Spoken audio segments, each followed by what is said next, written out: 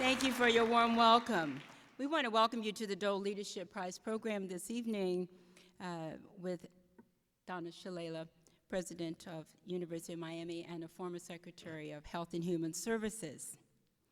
I would also like to just introduce our Dole Scholars this evening. Would they please stand so you can be recognized? These are all recipients of the Robert J. Dole Public Service Scholarship. Thank you very much. And they had a symposium this afternoon starting at 3. This is also Civic Engagement Week at the University of Kansas, and we have many programs planned as well because we believe in civic engagement and public service. Tonight's program is made possible with additional financial support provided by the Sunflower Foundation of Topeka.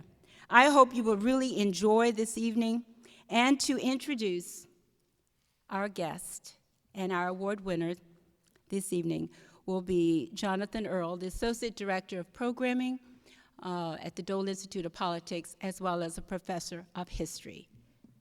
John?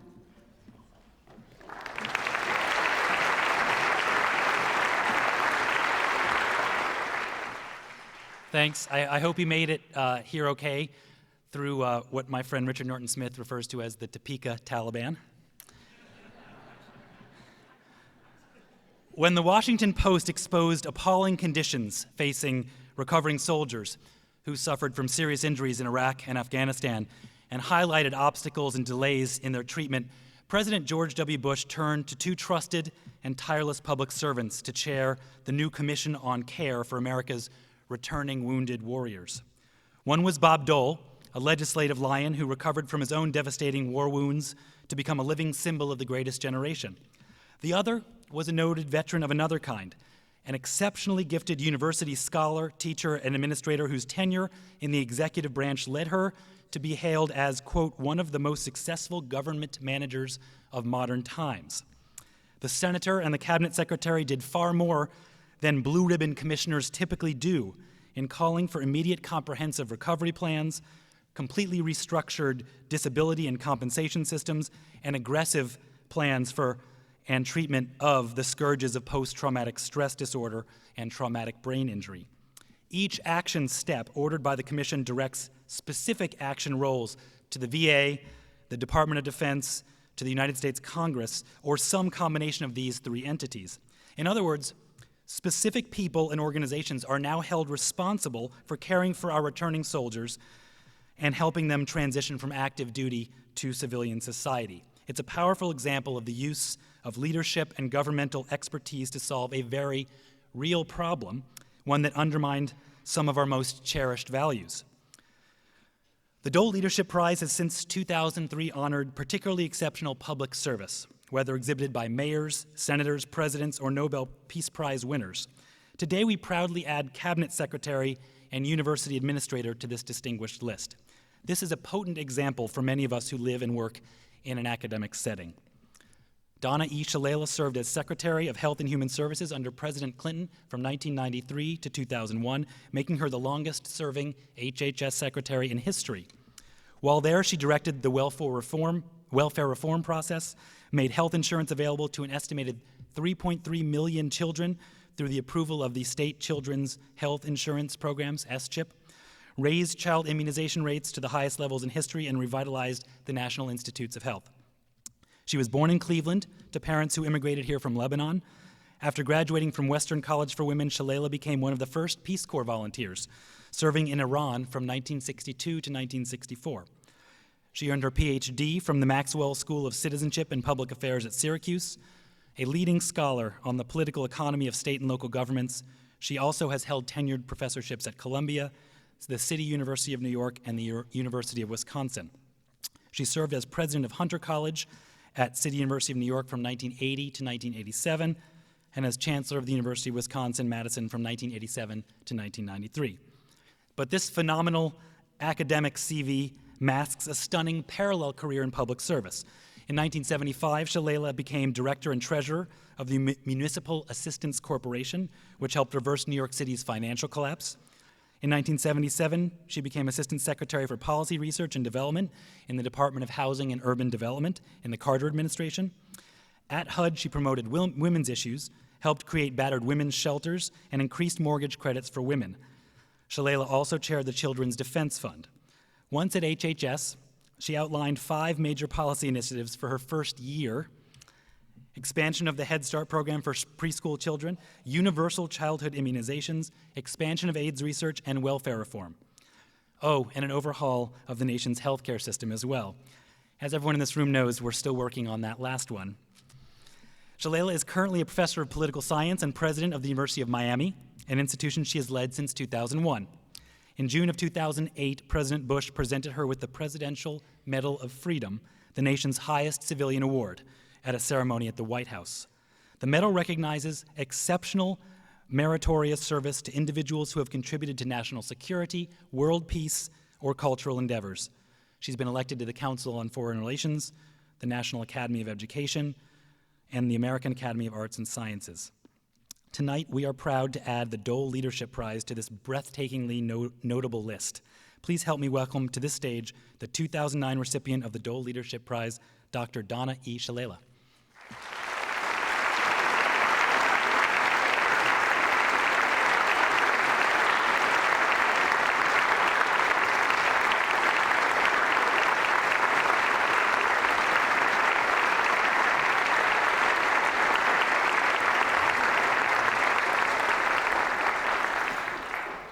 Well, Secretary Shalala, it's great to have you here at the University of Kansas with the Dole Institute.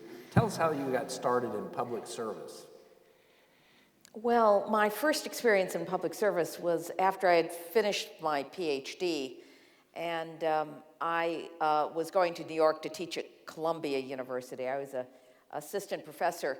I was also had done my dissertation on the financial relationship between New York City and New York State. And as a result of that, I had an opportunity to work with a new governor, Hugh Carey, the first Democrat elected for a long time. He actually called me up and said, "Would you help me put together my budget?" And I said, "There are a lot more senior experts." And he said, "Well, they had all worked for the Republicans." And he had to skip a generation to find a young Democrat to work on putting together his budget. He liked me so much, he wanted me to be his budget director, but I didn't have tenure yet, so I was going back to the university. He said, "I'm going to find something for you to do."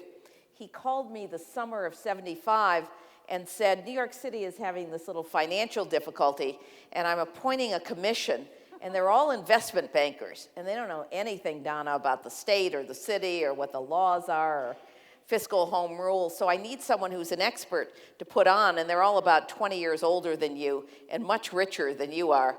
But I'm going to put you on, and you teach them about state government." So I got appointed to this Big Mac board, which in some ways shaped my career in public policy because I got to work with some of the world's great investment bankers and bankers, Felix Rohatyn, David Rockefeller, and got to hang around with those Wall Street greats. I signed all the checks because I was the one that had no financial personal risk. I once signed $1 billion check, actually, to bail out New York City. That's actually how I got started. And after that, it was really a matter of Jimmy Carter was looking for women to put in high levels in his administration. In fact, every job after that I like to describe as not being qualified for. Until I got the University of Miami job, I continued to overreach throughout my career. Well, you actually, there's been quite a bit of talk about that, actually, that your distinction that you make between being qualified for a job and being qualified to learn a job. Tell us a little bit about that. Well, I've spent a career being qualified to learn a job. And that is, there was a vacancy, they couldn't fill it with someone else, or someone was looking for someone, a woman for a position, as Jimmy Carter was looking to appoint a number of women at the beginning of his administration. And so, or Hugh Carey had to skip over a whole generation because he did not want to hire people that had worked with Nelson Rockefeller. I mean, for a wide variety of reasons, I was standing there with proper academic credentials, but without the experience that one would normally have for those positions. So I learned from each one of them. So one could say I was in the right place at the right time, but more importantly, I was willing to learn and was quite humble about what I didn't know. Well, a number of individuals, I mean, our current Secretary of Defense is a good example, move between public service and academia, and you do that too, but you're different because you studied, you're a student of and a professor of political science and public administration. How did that alter your approach when you were Secretary of HHS? Well, a couple of things. Number one, it made me more analytical about public policy, demanding of knowing as many facts as I could know, but certainly Secretary Gates does precisely that out of his long experience. I think I see more of the big picture, and I understand the interaction between interest groups and stakeholders perhaps a little better, but I initially saw them as an academic, not as a practitioner. I think the difference is that I actually like politics. Most political scientists don't. Mm-hmm. How can universities and the government work together to improve policy development and implementation? Well, it's not easy because we work on a semester system. Our people are teaching at the same time, and government needs its information in different kinds of bites. So it's easier for government to go to the think tanks or to the National Academy of Sciences to get a time frame around a certain amount of information they need. But the basic information we operate from for decision making really comes out of universities. Whether it's a scientific base or it's a policy base, it really comes from universities. It might be organized by institutes and centers, but the basic work comes from first-rate academics at institutions like the University of Kansas. In fact, the great public universities, the great land-grant universities, have this tradition of producing the material that actually improves people's lives. There's a long tradition of that in public higher education, particularly in the Midwest. Okay. Now, you were among the pioneering generation of women political leaders. I mean, what kind of unique challenges did you face because of that? Well, some of it is quite funny. I often say that if I didn't have a sense of humor, I probably wouldn't have gotten through those early years. When I went to graduate school, the chairman of the department told me he wasn't going to give me any money because women didn't finish their degrees, and he pulled out these statistics to demonstrate that. Luckily, the dean and some other members of the faculty thought just the opposite and were prepared to invest in their women graduate students. When I got my first job at the City University of New York, the chairman actually said to me that I had embarrassed the department because I had published more than all of them put together that year, and that they had never tenured a woman and would never tenure a woman. If any department chair said that to a member of my faculty or your new chancellor's faculty, we cut their legs off, whether they had tenure or not. Okay? We don't.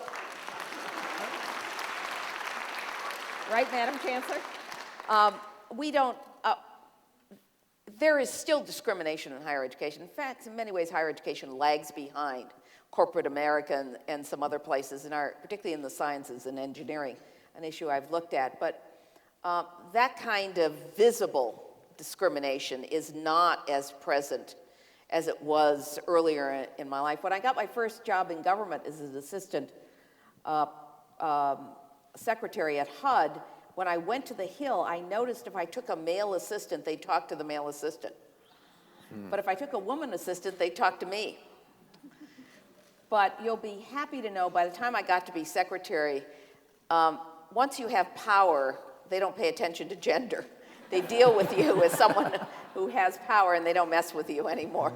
So I always tell everybody it's harder climbing up than it is when you once get to the top. Right. Well, you worked for President Carter. What was he like to work for? What did you admire about Jimmy Carter? He had an analytical mind, and therefore he was very smart and very anxious to learn the substance. He would often throw us totally off because of the way he thought about things. He was an engineer. I remember the first time I got to the Oval Office, he announced that we were going to put together a national urban policy. And he said there was only one criteria, though, that he insisted upon. It had to include Plains, Georgia, and New York City. Well, none of us knew how to write an urban policy for that. That was a national policy. But we all smiled politely and went off to see what we could do about it. He was a very nice man, very committed to bringing in women and minorities in the administration. I was actually in his office when he sent a list back to a cabinet secretary because it had only white males on it. And he said, there are plenty of qualified women and minorities.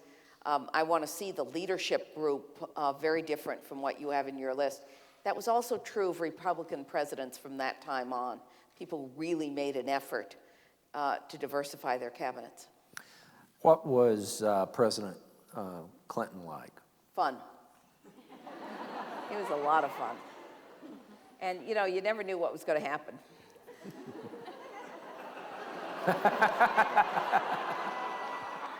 First of all, he was smarter than anyone that worked for him.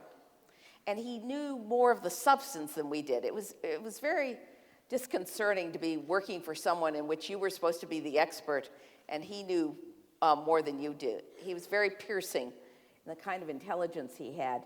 He also had a wide-ranging mind, so we were always racing around to catch up with him on issues. But he was fun to work with as long as you could stay up late at night, take his phone calls at 3 in the morning when he was thinking about something.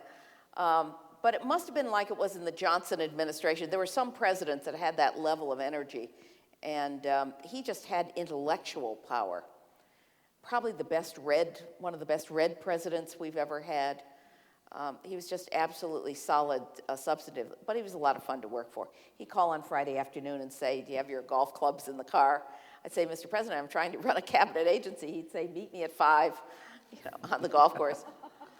I was once testifying before Congress, and this issue has come up recently, and a Republican actually asked me what I thought about a Twinkies tax, taxing fast food, and I said, not in this administration. He was a thoughtful man, and I think history will judge him very well in terms of his presidency, but he wanted to get things done. He wanted all the kids in the country immunized. He wanted things that were measurable done. Did you let him win at golf? No, you couldn't. He played too many balls.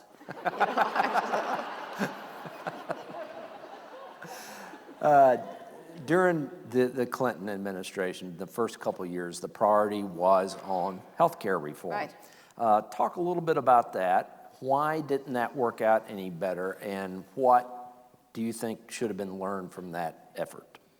Well, I think the lessons are the lessons that Bob Dole spent a career trying to do. And that is, you have to be transparent, you've got to be bipartisan. Doing it out of the White House, I think all of us believe now was a mistake. It's probably an idea that whose time had probably not quite come. Not paying attention to the major stakeholders and their representatives. We always said, when the American Medical Association said to us, you don't have any doctors working on your group. And we'd say, yeah, we have doctors. We give them a long list. They said, what they were really saying is, you don't have our doctors on the group. You don't have representatives of the AMA on the group. We underestimated what we should have understood. Franklin Roosevelt had tried to get health care through, and the American Medical Association called socialized medicine. The expansion of government is always going to be under debate. It was a very complex problem, and we had a complex solution for a complex problem without building the kind of institutional support that you need, and without working very carefully with both political parties. While some people would argue about the Congress trying to handle this issue, I think we're always better off when we try to make it as transparent as possible. But the same thing's happening now that happened then, and that is everybody that's got one problem with one of the proposals gets together with someone who has another problem with it and builds a negative coalition.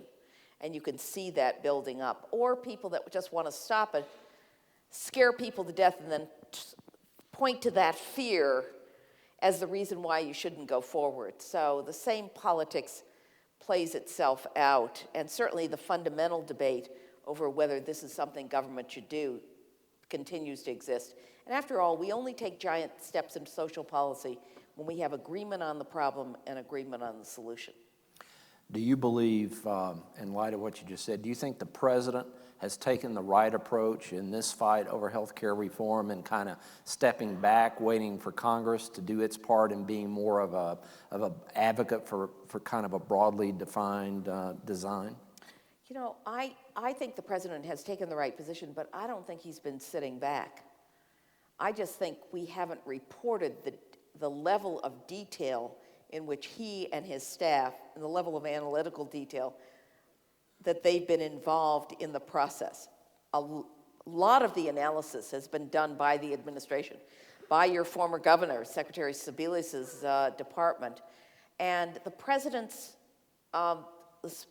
leadership team has been involved. It's just a very difficult issue and very complex. They've learned the lesson of protecting people who have insurance that like the insurance, and everybody keeps repeating that. But the rest of it is expensive, hard to do, and not easy to explain. If you were in a position where you could just basically change the healthcare system, reform it, what would be the key components that reform should include from your point of view? Well, I think that there's some agreement about eliminating pre-existing conditions, covering everybody. One way or another, we've just got to get everybody covered. We're paying for them now.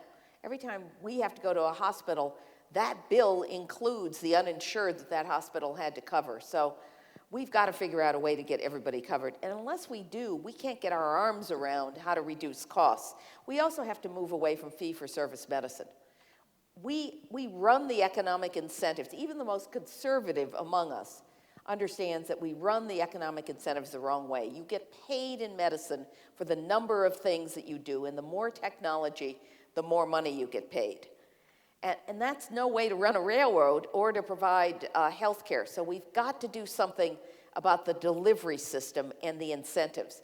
The incentives have to be for wellness and for outcomes. We've got to pay people for the kind of investments that we make to produce good outcomes. It has to be a healthy system instead of a sick system. It's got to be a wellness system instead of a sick system. So we have to change that system and to stop paying for every procedure that's done. That undercuts primary care. Third, we have to integrate nurses into primary care and into wellness and into chronic care management. If you look at the increase in health care since 1987, 2/3 of it is chronic care. 2/3 of it is tied to chronic illness. We've got to get our arms around that and help people to manage their chronic conditions. I think that involves nurses working with doctors in teams to better manage the quality of care for those with chronic illness. That will help us to pull down costs in the long run. Well, you've been through this before. You've been an observer or a participant in Washington your entire career. And marks on my back from it. I have a few of those too. Yeah, I know you do. Where do you think this is all going to turn out? Is there going to be a reform package, and what do you think it's going to look like? I do think there's going to be a reform package. It's not going to be what everybody likes. I think the elements of the Baucus bill basically will have some consensus. In some ways, I could argue, even with the Republicans sitting here, that the center of the Democratic Party, the center right of the Democratic Party, is the center right of the country. The Democratic Party is so wide now that if we can find the center and get agreement on the framework, all we need is a framework. What everybody forgets, what you and I know, is 1% is the initial policy, 99% is the implementation, is the regulations, the way the framework is implemented. So we need to get started. We need agreement from the American people that we want everybody to have health insurance. We need agreement that we want to deliver that health care in a way that's efficient and fair and that's cost conscious and that produces the best kinds of outcomes. And I actually think we can get there. I do think we can get there.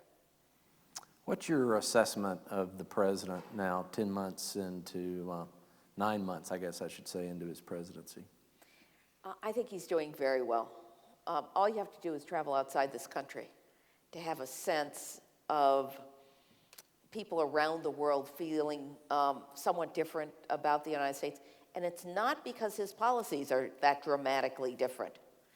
It's his persona as such. I also think young people are excited again about public service. I sensed it in talking to the Dole scholars today. So I think there's some excitement from a new generation of young people anxious to go to Washington and to participate in public service. So I think there's a different feeling. The same feeling perhaps, and I was a little younger when John Kennedy came to office. I went to the Peace Corps because of Kennedy and the sense and the call to public service. So I think there's some of that again. I think he has very difficult problems, lots of things on his plate. Everybody says that he's taking on too much, but I don't, presidents don't come in and say, I'm going to do 3 things and that's it. Things get thrown at you. You're a firefighter in some ways. Right. One of the, switch subjects a little bit, because I found this interesting when John told me that you served as a Peace Corps worker in Iran, and you're part of the American-Iranian Council. And so I was curious to get your perspective on the current controversy, not only the elections, what you think happened there, but also what should we do about handling a nuclear Iran? Well, I think we're doing exactly the right thing. You find a coalition and you put enormous pressure on Iran to back off from their nuclear plans. They're clearly supporting terrorism. I loved Iran when I was there. I love the people of Iran and the long intellectual tradition. It's an Indo-European culture. But that doesn't mean that I don't recognize, as every American does, the terrorist support that they've given, that election was clearly rigged. But more importantly, the nuclear threat, which is very dangerous, not simply to the Middle East. And I think the Russians recognize that, the Chinese recognize that. A third of Iran's gasoline comes from the Chinese, I think. So there are some countries that can put some pressure on Iran, and so it has to be a coalition. But I think the president and Secretary Clinton get it in terms of the coalition that has to take place, because it's the Europeans, it's the Russians, it's the Chinese, and it's the Americans in the end that will have to put pressure on that country. It is, I think, to someone like me who spent a wonderful 2 years in Iran, a great disappointment in my life that I couldn't continue my relationship with a country that I loved when I was there and that I wanted to see grow up into a different kind of place. And there's no doubt in your mind, from what you know about the country or from people that you've talked to, that the election was rigged? From everyone I've talked to, they have a sense that the election, and I've talked to people directly in Iran, they believe very strongly that the election was rigged. Very interesting. Now, you served with Senator Dole on the President's Commission on Wounded Warriors. Let's talk a little bit about that. How would you characterize your relationship with Bob Dole? I think it's the easiest working relationship I've ever had with anyone in public life. First of all, he's very substantive. And he, of course, understands the politics, and we figured out each other's roles. He has the same kind of impatience I have for long public hearings. So we really had to alternate when we got up and walked around, because both of us wanted to be up and walking around all the time. His sense of caring, obviously for this issue, for the wounded warriors, which is deep in his soul, that we needed to do the right things for them. But he's no pushover. We went in to see the President of the United States, and he looked at the President straight in the eye and said, Mr. President, Donna Shalala and I are very busy people. And unless you assure us that you're going to implement our recommendations, we're not going to do this. And the President said, yes, sir, as I did on numerous occasions. But the other thing that you always notice about people in public life is how they treat other people. He knew everybody in our commission offices. He knew their names. He took into account the last week, we took the draft of the report and sat with everyone that worked on the commission, not just the policy people, but the young private who answered the phones, the sergeants, who did all the logistics for us on the hearings and everything else, everybody sat down at the table with us and went through line by line. That doesn't happen. But he not only knew their names, I mean, he knew a lot about them. And every place we went, of course, he's revered, but his conversations with young people who had been wounded as we visited around the country were just remarkable. I frankly was in awe. And he is my model for not just the citizen soldier, but as a human being. You know, he has these wonderful lines in his book, and actually during the campaign, about Russell, Kansas, and how to understand him, you had to understand where he came from. And that has real meaning when you work with him. Very definitely. How have we improved our support of wounded soldiers returning? Well, we've done a number of things. On mental health, there's been enormous movement to try to get enough coverage for TBI, for traumatic brain injury, and for the more serious injuries. There also has been a kind of smoothing out of the outpatient problem for people with complex illnesses. The Veterans Administration has taken our recommendation for recovery coordinators. And let me explain this for 1 minute.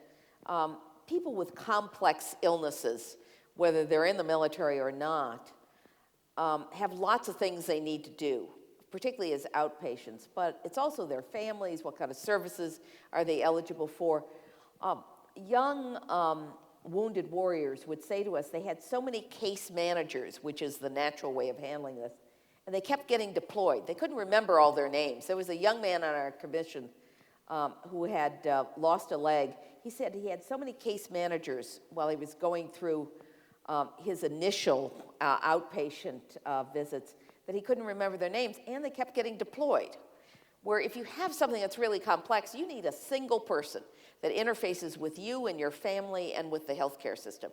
In fact, I like to say, people say to me, why aren't you for a single payer system? You're a Democratic liberal. You should be for single payers. Well, I've seen a single payer system. And the government single payer systems have the same kind of fragmentation, particularly on the outpatient side, that the private systems have. And so to deal with that, we recommended a single person interfacing with that young person and their families, getting all the services coordinated for them, and staying with them even after they went home. And so it was easy to do the coordination. It was more seamless. In many ways, it's what the modern healthcare system has to look like. It's got to be integrated, and it's got to be accountable. The Veterans Administration has now hired a number of these people. It's working pretty well from what I hear from the wounded warriors themselves. There have been numerous improvements at Walter Reed, obviously, and they're working very hard in VA hospitals around the country. More importantly, there's more interface between the Defense Department and records, and military records, healthcare records. The Congress has not acted on our fundamental recommendations, but we believe, because we're in a political year, that we had to make most of our recommendations to the executive and things that we could hold the executive accountable for. And to his credit, President Bush and his secretaries, which includes working to this day with the current president, are fulfilling those responsibilities. So they listened, they were really They did. interested in what you said, and they've implemented They did. that. But, you know, our recommendations were pragmatic for the most part. It was within existing resources. The Congress added resources for educational benefits. Senator Dole felt very strongly that the benefits should increase as you stayed in college, so we got more people through 4 years of college as opposed to just a year or two. And he actually designed a system in which you actually did better as you moved along in terms of retention. You mentioned this afternoon, going back to Senator Dole, you mentioned that you met him actually through Senator Elizabeth Dole. I did. How did that before transpire? Before she was Before a senator. she was senator, right. Actually, at my confirmation hearing in January of 1993, it was before the Senate Finance Committee, And Senator Dole came into the confirmation hearing. He was actually a member of the committee, but he didn't show up very often. And they said, "What are you doing here?" And he said, "Elizabeth sent me to make sure Donna was all right." Right then, I knew I was going to get confirmed because all the Republicans immediately voted for me. Now, you knew Elizabeth before she was a senator in the White House, I actually right? knew her before she married Robert Dole, because I knew her when I was in the Carter administration. And of course, I knew her very well when she was at the American Red Cross because of the interface with the Secretary for Health and Human Services. Mm-hmm.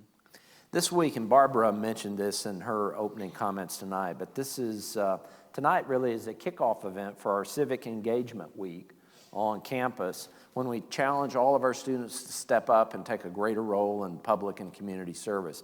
What would you say to those students tonight in attendance in terms of encouraging them to try to make a difference in their life, to really continue trying to bring about changes that they believe in? Well, I think if you're going to be a citizen of this country, you have to see public service, whether it's service in your community part-time or whether it's full-time service, having the opportunity to serve in the military or the Peace Corps or going into government for a period of time. You don't have to do that, but you ought to make a contribution to your community. And I say to young people, you've got a responsibility to your family, you've got a responsibility to whatever profession you pick, but you also have a responsibility to give back. And particularly if you go to a great public university like the University of Kansas. The people in this state sacrifice. They're not very rich, but every single one of them sacrifices to have a great state university. And the least that young people can do is to give back to the community and to recognize the contribution that the people of the state have made to provide them with a first-rate education. We're going to, in just a moment, open it up to your questions.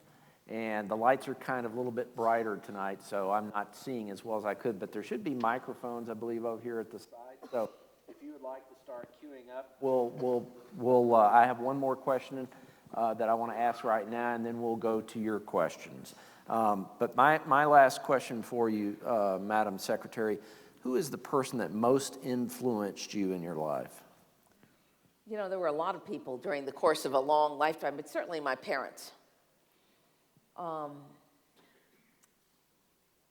think my father went bankrupt the year I went to college, and he spent the rest of his life paying back every single person, every single vendor. He owned a small grocery store. Every single vendor that didn't get paid during that bankruptcy, he tracked down. I mean, he had another career after that. He sold real estate and actually made some money. But he made sure that he went back and paid every person he wasn't able to pay. That kind of integrity, I think, impressed me as a child. My mother, who was the first Lebanese American to graduate from college and go to law school in Cleveland, impressed me because she combined being a world-class tennis player and went to law school. Even though my father had only an 8th grade education, he encouraged her to do that. And she practiced law into her 80s. In fact, I have a very funny story. President Clinton called me one day and said he was going to Cleveland. Would my mother introduce him at a senior citizen event? I think it was April. I called my mother and I said, Mother, the president wants you to introduce him at a senior citizen event. She said, Donna, doesn't he know it's tax season? She said, how long is this going to take? I said, a couple of hours. She said, those are billable hours. Bill Clinton loves that story. She did sacrifice him. He said that she was his kind of lawyer.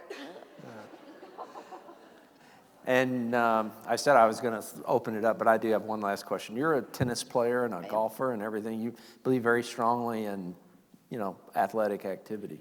I do. And I think it's important. Part of this healthcare is going to be us taking personal responsibility.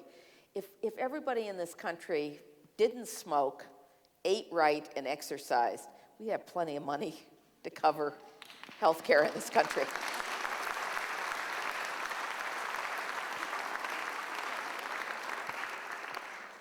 Okay, we're going to start taking your questions.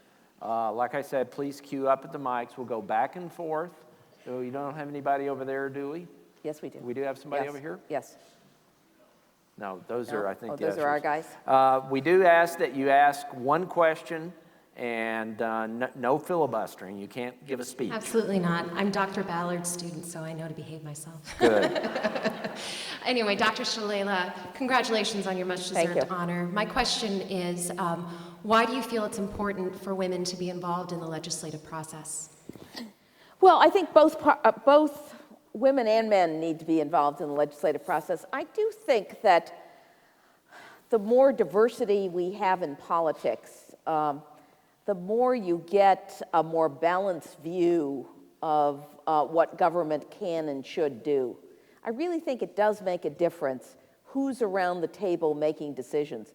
One of the things I've done as part of my career in public life is as we were hiring people for HHS, I was obviously interested in women and men and people from different racial groups and backgrounds. But I was also interested in people that grew up poor and people that grew up rich, that you need a diversity of experience when you're doing public policy. It makes a difference if you have someone on your staff that grew up in absolute abject poverty with rickets, or someone who's totally disabled. And making sure, particularly when you're making social policy, that they're at the table. It also makes sure, you have to also make sure that you ask different questions. I've worked for 2 different cabinet secretaries. One believed in the power of the federal government, Patricia Roberts Harris at HUD. She was a Washington lawyer, a civil rights lawyer.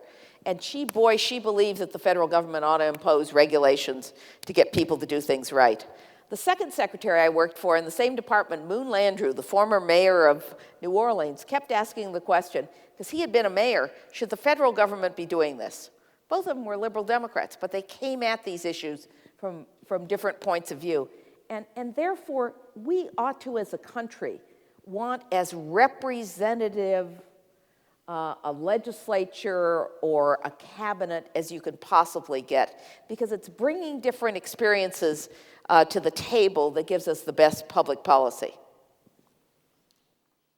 Thank you very much. You're welcome. Next question. Hello, Secretary Shalala. Thank you for taking my question. I'm a social worker, and I've encountered children who are on Medicaid and S-CHIP receiving a lower tier of health care. And by that, I mean they don't have the same access to primary care that children with employer-based insurance have. And my question is what you foresee in healthcare reform will happen that will actually increase not just the number of children who are insured, but the number of children who receive primary care. Well, the difficulty with both, with Medicaid in particular, is the match rate, and the states are in a severe fiscal crisis. But Medicaid and S-CHIP, it's now called CHIP, I guess, have always had a lower reimbursement rate, particularly for primary care, than private health insurance plans have. And therefore, finding enough primary care physicians or advanced practice nurses to take care of these children have always been a challenge. Very difficult for doctors to take in large numbers of patients when they're not going to be adequately reimbursed. And we simply, for these particular programs, public programs, our reimbursement rates have been much too low. We tried to address that in the CHIP program by raising the match rate. We took, our match rate for CHIP is 70%, where the average match rate for Medicaid is 50%, to try to offset the costs. And most recently, the Congress has taken up 5% more to try to help the states with their overall costs. But the fact is, children don't vote, they don't contribute to campaigns, they don't have a lot of clout, and we have not been able to find enough stakeholders to push up the quality and frankly, the just straight reimbursement rates of children's health insurance. But there's no question that we've underfunded those programs, particularly on the front end, And if we were to make any single investment in any single group in this country, it ought to be in our kids, because at the end of the day, that's our future. Thank you. Other questions? Yes? Good evening, Madam Secretary. Thank you very much for coming to the Dole Institute and the University of Kansas this evening. The World Health Organization rates the United States health system 37th in the world. I was wondering whether you thought this was a fair rating system, and if so, why does the United States rate so low on such a scale? Well, one of the reasons we rate so low is that we don't have universal coverage. In addition to that, while we have very high quality care in this country, it's not available to everyone on an even basis. The difficulty is we have a multi-ethnic population, a multinational population. A lot of the countries that rank above us have universal health care systems and have a much more homogeneous population than we do. We have a complex population from different ethnic backgrounds with different traditions who come either into this country or have different kind of coverage. And so we don't have the kind of accountability to our system that other countries may have, particularly on the front end. I do think I wouldn't rely very heavily on that rating. It is somewhat controversial because we're comparing ourselves to smaller countries that are more homogeneous, that have none of the complexity of the United States. But when we took office, we had less than 50% of our kids immunized at the right time. We ranked, only Haiti had less people in this hemisphere, less kids immunized than we did. That's pretty embarrassing. But part of the problem was we didn't have universal health care. We built an immunization system with a lot of help from the states. So we do have most of our kids covered at the right time now, but it wasn't easy. And it really, at the end of the day, is the fundamental problem of not having everybody covered. And everybody covered, the question about Medicaid, everybody covered with a high-quality program, not necessarily an expensive program, a high-quality basic health care program so that we can measure outcomes, decrease the number of deaths at childbirth, increase the number of immunizations, all the kind of fundamental things we need to do. Okay, next question. Would you elaborate on why you think the single-payer system won't work in this country? Well, first of all, if you look at the countries that got, the industrialized countries that got single-payer, their healthcare systems collapsed at the end of World War II. So they started with a clean slate. We made a fundamentally different decision. We decided to build on our employer-based system. We had strong unions that negotiated good contracts with good benefits. So we got ourselves into a decision or a non-decision to build on an employer-based system. I think it's very difficult to wipe that out and to move to a single-payer system. My argument is also that it doesn't guarantee good health care. It doesn't guarantee that you won't have a fragmented outpatient system. We saw that in the care of wounded warriors. They had the exact same problems with fragmentation of health care that people that had good health insurance often run into. So it's the way the system is organized, and most of us believe that we can get there with a framework, with some subsidies for those that don't have health insurance, and with a different way of paying for the system and a different way of measuring what we're paying for, and with a lot more emphasis on wellness. But I don't think our tradition will allow for it, and I haven't even gotten into the fundamental debate that we've been having since Jefferson about the role of government, or whether we want government actually to be the real overall deliverer of health care.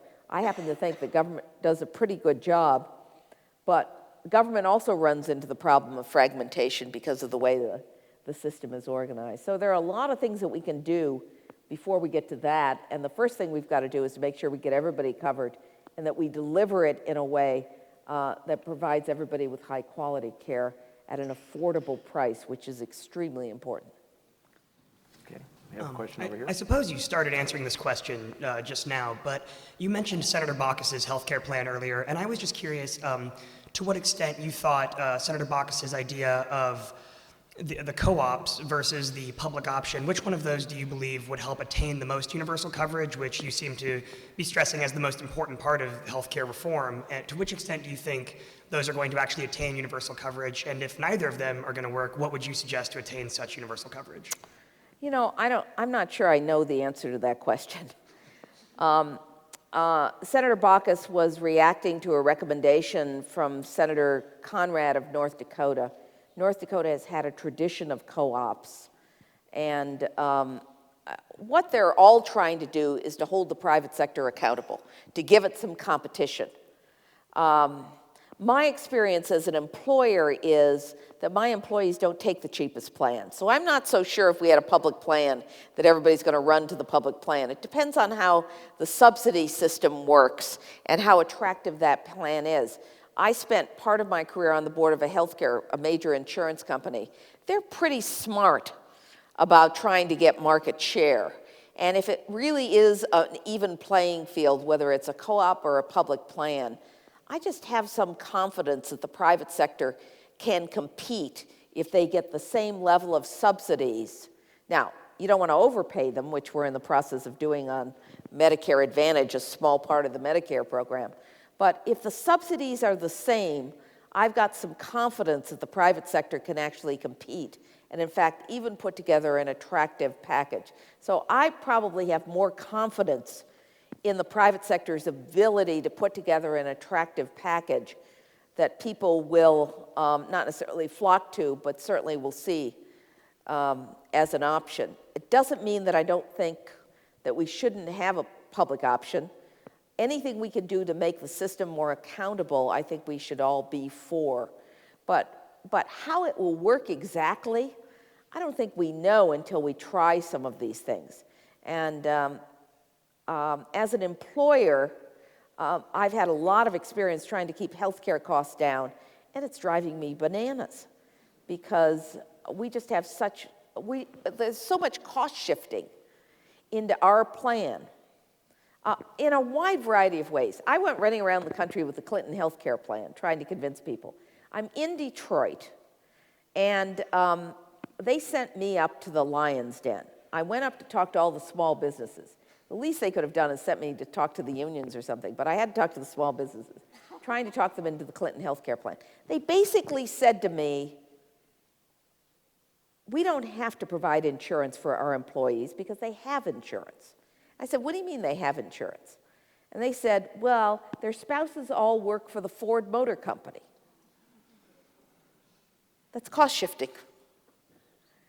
That's just classic cost shifting.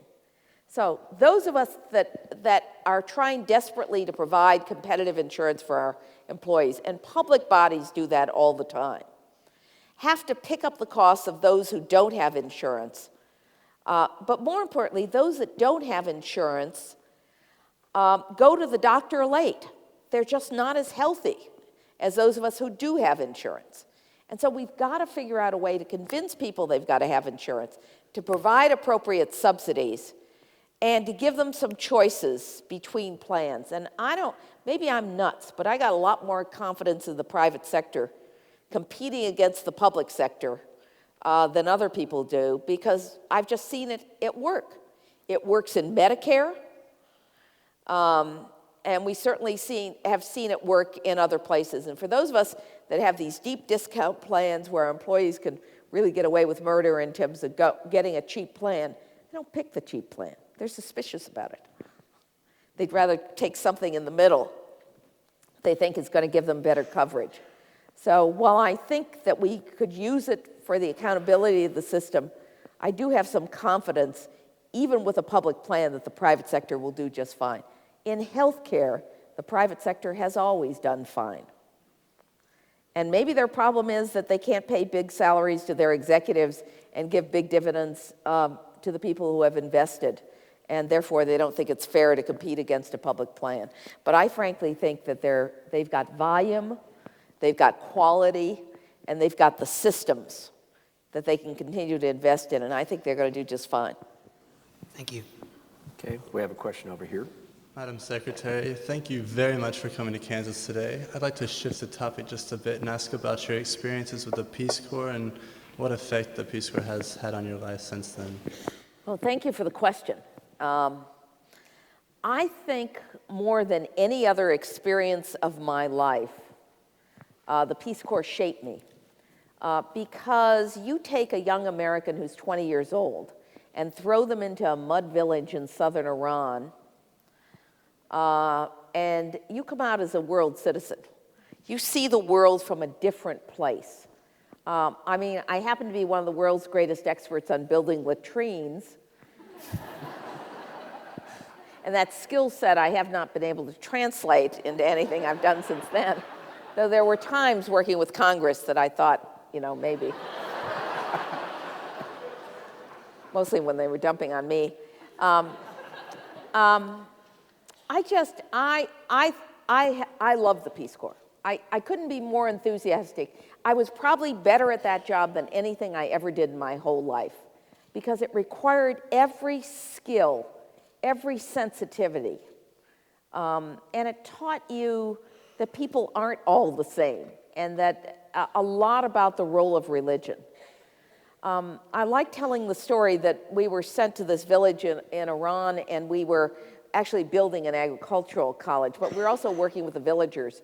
And we were supposed to build a school, so I was the Arab American in the group. Even though it was an Iranian village, it was an Arab village in Iran. So I went out to meet the head man. And my grandmother, when I left, my father did not want me to join the Peace Corps. My mother was okay about it. My father did not want me to join. Offered me a car, a Mustang, as a matter of fact, which to my regret, I turned down. I tried to get it later when I came back, but he wouldn't give it to me. But my grandmother said she's going to the old country, so sent me off with a letter, and the letter turned out to be written in classical Arabic to the head man of the village, and it said, "This is to introduce Donna Shalala, the daughter of a great sheikh in Cleveland, Ohio. Please put her under your protection." So I had this relationship with the head of the village, who was actually a mullah, and so I went to him and I said, let's build a school. The kids really need a school here. You said you're for education. You're excited about the agricultural college. Let's build a school. And he said, you know, I don't think so. He said, we really need a mosque. And I must have gone back to him for 6 months. And the other Peace Corps guys that I was stationed with, we got into this long debate about church state. Could a Peace Corps volunteer build a mosque? And finally, one of the guys said, we're millions of miles from Sergeant Shriver in Washington, D.C. He'll never know if we build a mosque. If the head of the village wants a mosque, let's go build his mosque. So we helped him build a mosque. The guys had actually invented a new kind of mud brick with a different kind of mixture of straw in it. It was much stronger. So we built the mosque. On the day we dedicated the mosque, the mullah came to me. He was really pleased about the mosque and turned to me and said, I think we need a school. This was a lesson for life, and a lesson that the Judeo-Christian and Muslim tradition has taught us. Honor thy God first. After the school, we built a latrine system, a clean water system. We did all sorts of things. But it taught me the lesson of listening, of understanding culture. And it wasn't just that experience, it was all the experiences after that. And I think Peace Corps volunteers, first of all, I think young Americans are remarkable people. But I think by the time you get out of the Peace Corps, they could drop you any place on earth and you could do more than survive, you could thrive. I loved that village in southern Iran. My heartbreak over Iran, even though I'm sophisticated to understand what's going on there, is that was a life-shaping experience that changed my life and the way I saw the world forever, forever. So I would recommend it to any of the young people that are here. We're going to take 2 more questions. We have one over here and then one over here to the left. So you go Dr. first. Shalala, I'd also like to thank you for just discussing and answering our questions. Oh, closer, sorry. I'd like to thank you for just talking to us and answering our questions as well. But I'd like to shift back to the healthcare system. And you have a lot of experience in making public policy and trying to expedite that process. What would you say the single most important thing for we the people to do to expedite the process would be, especially in the healthcare reform system? Keep yourself and your families healthy. We've got to take more responsibility ourselves for our own health care and for our own health. That's number one. Number two is ask questions. I had an ankle injury. Now I have a knee injury. I play too many sports. I had an ankle injury, and I went, we have an extraordinary healthcare system at the University of Miami, so I went to see the ankle guy. You know, what's happened to healthcare is we got an ankle guy, we got an elbow guy, I mean, we've got all these people. Went to see the ankle guy. Took one look at my ankle. He said, nah, you didn't break anything. He said, but I think we should do an MRI. I said, MRI, won't an x-ray do? He said, yes. He said, don't you want an MRI? I said, no, I don't want an MRI. I know the difference in price. He said, I've never had a patient that questioned me. He said, the x-ray will do just as well. Well, the x-ray was down the hall, and I wouldn't have had to make another appointment, and the difference in price was substantial between the two. At the end of the day, while we're fussing about how we're going to reimburse and how we're going to cover people and whether we're going to have an expansion of government and whether we're going to have reduce the number of medical errors and do all these other things, if everyone in this country would take a look at their lives and the lives of their family and kick their kids out of the house, tell them to go out and play, and get more exercise and stop smoking, if we did the low-tech stuff, we'd have enough for everybody when we really got sick. We have one question, one final question tonight. I've noticed tonight that most of your questions have been from the young people. Well, I'd like to correct that one. First of all, I stand here as a veteran. I'm receiving prescription care through the VA hospital in Topeka. Secondly, I stand here as a senior citizen on Medicare. I'm also a member of AARP, and I read very much everything that they publish. I keep reading and hearing about fraud in Medicare. Millions of dollars are being spent through fraudulent claims. My question is, how would you correct that fraudulent system? You know, this is a really important question, because if you ask the experts what we ought to do about the healthcare system, they answer the way I did. We've got to do something about the delivery system.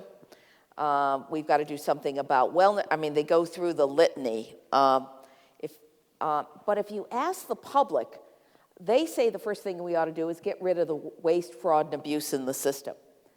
And to do that, we actually saved billions during the Clinton administration because we put together a team between the state's attorney generals, the FBI, the Inspector General at HHS, and the U.S. attorneys, and really went after fraud. We have to change the laws so that people that commit fraud can never get back into the system. We've got to block people who have committed securities fraud from ever getting into the healthcare system. We've got to put people in jail. And we've got to simplify the system so it's easier to detect the fraud in the system. I would not do healthcare reform with an upfront substantial investment in fraud.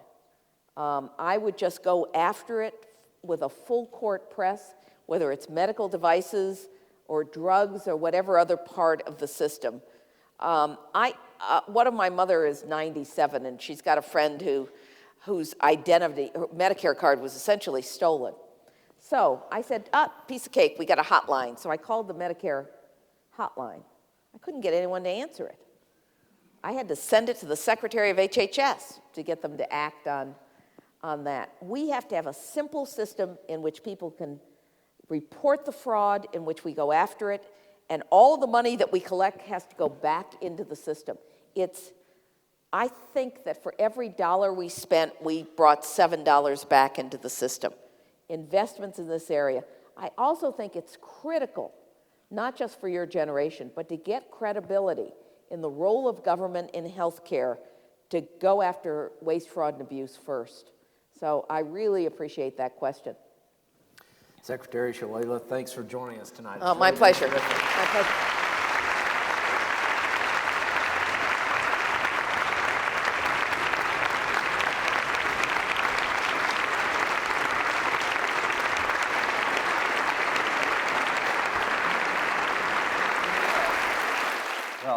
to take this opportunity to present the Dole Leadership Award to the Secretary and the 7th recipient. Thank you very much. Congratulations. Thank you. It's a great honor. Thank you very much. Thank you very much. Thank you. Thank you very much.